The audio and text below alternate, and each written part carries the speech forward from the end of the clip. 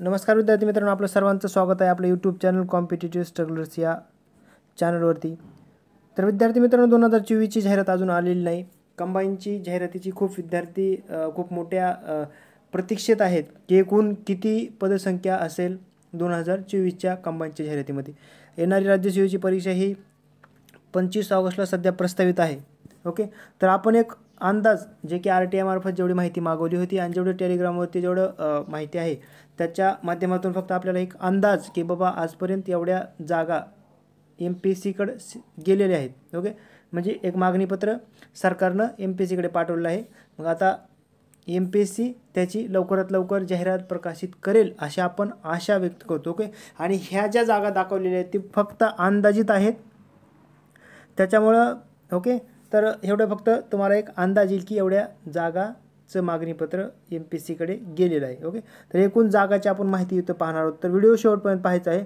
एकूण कंबाईनमध्ये पाहायला गेलं तर एकूण 10 पदांसाठी परीक्षा घेण्यात येते. ओके, तर इथं बघू शकता PSIसाठी एकूण बघायला गेलं तर 441 पदांचं मागणीपत्र आयोगाकडे गेलेलं आहे. त्याच्यानंतर बघायला गेलं तर राज्य कर निरीक्षक म्हणजे त्याला आपण STI म्हणतो 209 पदाचं गेलेलं आहे.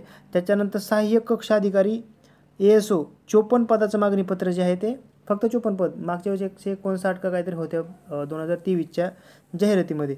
दुय्यम निबंधक त्याला आपण SR म्हणतो, एकूण 9 जागांचं. लिपिक टंकलेखीच्या बऱ्यापैकी यावेळेस जागा येतील अशी शक्यता होती, परंतु 750 जागांचं सध्या तरी मागणीपत्र गेलेलं आहे.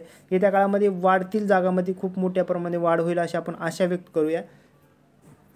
तर ह्या 2023ची जी जाहिरात होती त्याच्यामध्ये 7034 पदांची भरती प्रक्रिया 2023ची लिपिक टंकलेखक यांची चालू आहे सध्या, म्हणजे प्रोसेसमध्ये आहे. लवकरात लवकर त्याचा पण निकाल लागेल. तर बघायला गेले ते विद्यार्थी मित्रांनो, तर एवढ्या जागांचं मागणीपत्र गेलेलं आहे. आणि विशेष गोष्ट म्हणजे सहाय्यक कक्ष अधिकारी म्हणजे सहाय्यक कक्ष जे असतो त्याचं म्हणजे त्याला आपण टॅक्स असिस्टंट म्हणतो, 482 पदांचं मागणीपत्र गेलेलं आहे. त्याच्यानंतर दुय्यम निरीक्षक राज्य उत्पादन याचं एक म्हणजे 0.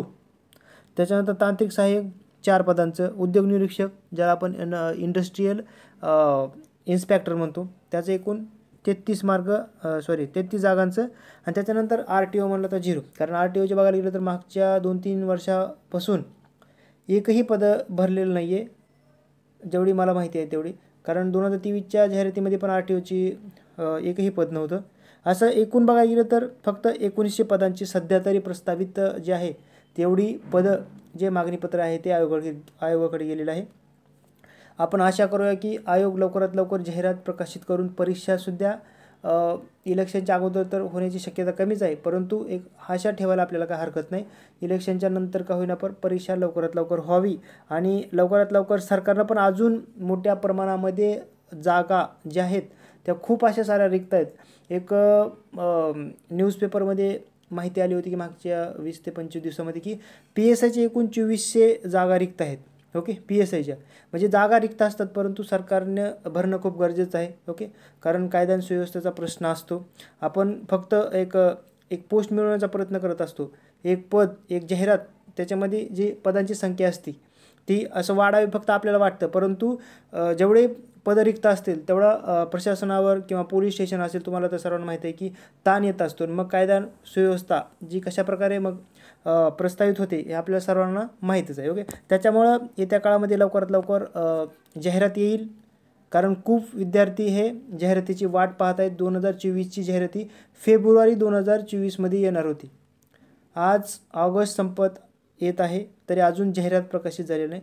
तर लवकरात लवकर जाहिरात येईल अशी आशा आपण व्यक्त करतो. आणि ही माहिती जी आहे ती फक्त एक अंदाजित आहे आणि जेवढं गेलेलं मागणीपत्र आहे RTI मार्फत जेवढी आलेली माहिती आहे त्याच्या माध्यमातून आलेली माहितीनुसार ही जागा आहेत.